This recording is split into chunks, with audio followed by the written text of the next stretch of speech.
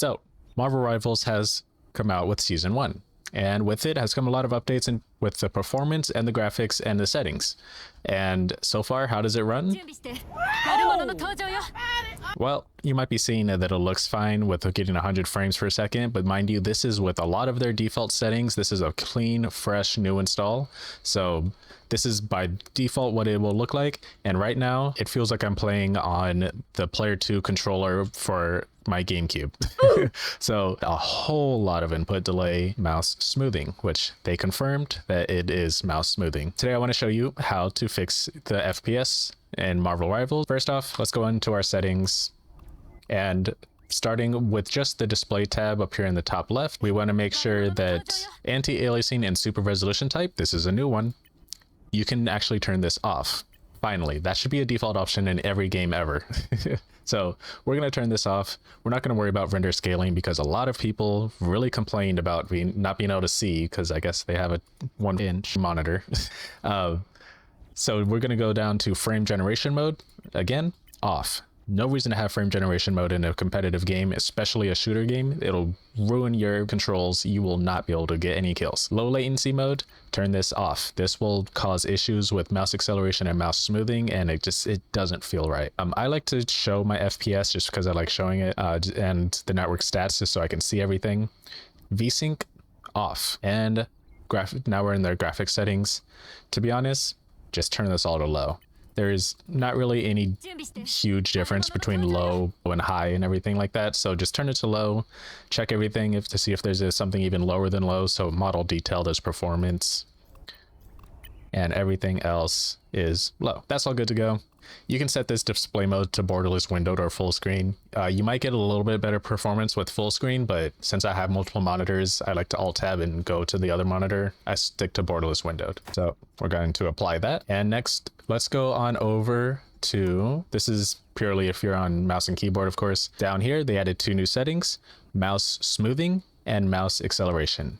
So both of these, make sure these are turned off. This is why if you're ever aiming and you feel like you swipe your mouse to the right and it just keeps moving over, that's why it's happening. So make sure to disable mouse smoothing and mouse acceleration. And something else that I like to disable or just like to change whenever I start this new, fresh install. If you go over to keyboard and then communication, whenever you press the spot button to try to spot an enemy, sometimes, more often than not, honestly, hold up.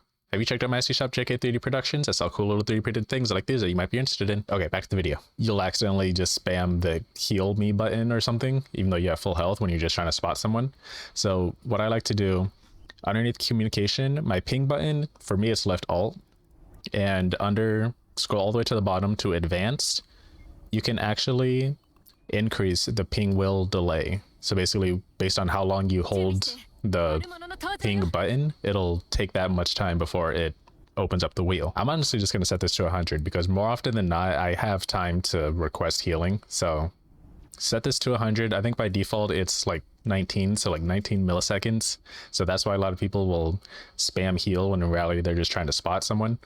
So set that to 100. And then I like to set my ally signal sensitivity to pretty much max, because this is what will make, when you're a healer, you'll see someone who needs healing right away and it won't, kind of get drowned out in the battle. Now with that, I'm getting a consistent 88 to 90 frames, but the difference is that while earlier you may have seen 100 frames up here in the corner, that's not what I was getting. I was getting 80, maybe 50 frames, and I was getting with mouse acceleration, and the frames were generating on top of it, so I was getting AI in between frames.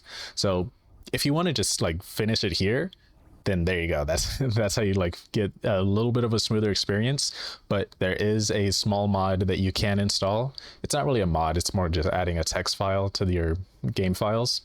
Just wanted to put a quick editor's note here in. No, this will not get you banned. Before you go running to the comments screaming about how chat is this bannable, do I get banned? Do you get banned for this? No, you do not get banned for this. This is just a text file change. It will not get you banned. I've been using it since day 1 of this game being released. You will not get banned. Okay? So let me show you how to get that real quick. It'll basically remove all the shadows and make the game a little bit higher frame rate as you're playing. So first, We're going to go ahead and Alt F4 out of this. And let's go over to Nexus mods so that we can get the frame rate generation mod, or not generation, oh, the FPS boost mod. Personally, I've used the Ultimate FPS Boost Season 1 and I got a pretty good performance boost from it. You can honestly choose whichever one you want. I'll leave a link to both of these down here below. So let's go ahead and go to the manual download. Let's try both of them. Let's try FPS Performance Enhancer, and we'll just download Marvel Rivals FPS Boost. We're just doing a slow download because when you sign in, if you don't have a premium account, you can only do slow download, not fast download. So we'll open this up. And as you can see, this comes in a .zip file. If you don't want to deal with anything at all, I highly recommend installing just WinRAR. It's free. You just search WinRAR. I'll leave a link to this down below as well. And just download the top one, the latest English WinRAR and RAR beta version. You can just download this. It doesn't matter. It'll say trial. It's free. Don't worry about it. It's a free program. If not, you can also download 7-zip. This is also free. They're all the exact same thing. Windows has a built-in one, but some people have issues with trying to get that fixed up or started or something. It's whichever one you want. WinRAR, zip, anything. They're all the same thing. They all just unzip files. Let's go ahead and open up this file that we just downloaded. And as you can see, it'll come with a scalability.ini file. So you might be asking yourself, I've never seen this before. Where do I put it? Don't worry. So we're going to go ahead and do a few things. Stay with me now. Down here in the bottom left, you might have a start button. I have a little skin on my computer that makes it look like this. You can also just hit the Windows key, or you can just hit the Windows key S and it'll bring up this, whole search thing for where you can search your computer. What you want to do, type in %APPDATA%. Enter. That'll bring up this file where it's your roaming folder and your app data folder on your computer.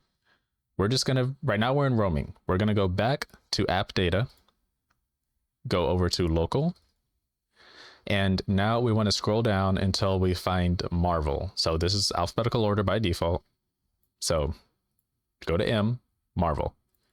Open that up. Open up the only folder in here. Open up config. Open up Windows. And here you can see that I made this backup just because I have a backup folder for it, backup file for it, but you will only have game user settings.ini. That's all that you will see. So we can just drag our scalability.ini file, drag it into here. That's it. Okay. So now that that's in here, we're going to right click it and we're going to go down to properties. And we want to make sure that for our attributes, this is set to read only. We want to make sure that it's read only so that the game can't go in and change anything or delete anything. So it can only read it. It cannot write it. It can't do anything kind of changes to it. It can only see it. So hit OK. And now we are going to go over to Steam and we're going to launch Marvel Rivals again. You will take a little bit longer for shader compiling, but don't worry. And there is a marginal boost in performance. As you can see here, I'm getting about 110, 115. They've done something with season 1, like they made it very difficult for modders to do any kind of proper modding. It's a little bit more difficult depending on where you are. My frame rate goes up a little bit over here, goes down a little bit over here.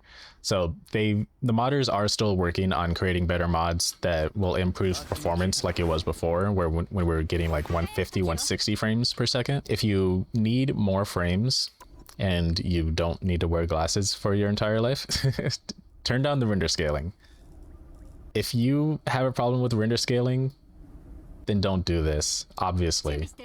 But if you turn it down to something like 50 and then hit apply, it'll add some blurriness to the edges, but it'll hugely increase your frame rate. So if you're blind, don't use this. But if you're fine with this kind of gameplay, then use this. It works. It's fine. This is what a lot of pro players have used in the past on games like Counter-Strike, COD 4. This is like kind of what we're used to, so this isn't a huge deal. Turn down your render scaling if you want to increase your frame rate even more. You can adjust this. It goes from 100 to 30. If you ask me, this is pretty bad. If you bring it down to 30, I could see this being an issue.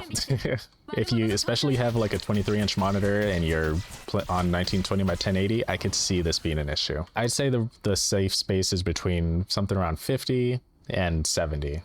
I mean, you could obviously do 100 and you'd be fine. Like 70 is great too, and I'm getting about 120 frames per second. So that's just something to play with. Look at the difference between render scaling. 100, you know, very clean, very smooth edges, but you know, that frame rate drops about 20 frames for that. 70, I think 70 is probably a safe spot where even people with bad vision can realize that they don't have to, you know, they can still see everything. They can still tell the difference between Luna Snow over there and a Galactobot right here. So that's how I would play this game. That's how I usually play this game. Set all my settings down to low. Make sure everything is set to performance if it is. Make sure on your keyboard mouse smoothing and mouse acceleration is off. Get this quick little scalability mod. Basically, if you open it up, you can actually see what, you know, everything is here. We got pretty much every setting that's available to change, they turned down. There is one issue though that you have to keep in mind. All right, I don't know what it was. I was looking for, there's one map in particular that has an issue with this where it's just like way too dark everywhere. It might have been the other version of the mod that I was working at. Maybe they updated it recently, but essentially whenever you were in this area, it was like the entire map was black and you couldn't really see anything on the ground. If that ever happens to you, if there's ever a moment where like the ground is just completely black, all you have to do, go into your settings and under display, under global illumination, just set this to SSGI. It'll hit the performance a tiny bit, but it's not a huge deal. And then you'll be able to see the ground. You'll be able to see the lighting on the ground. And then whenever you get off that map, go down to your settings and just turn it off. Other than that, that is the end. Let me know if you guys have any questions. I'll try to read all the comments. I'll try to reply to all the comments, and let me know if there's any issues that you might be having, and I'll leave a link to everything that I use down below in the description.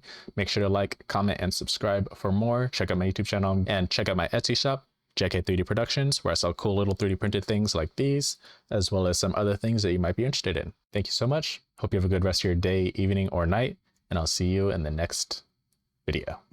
Peace.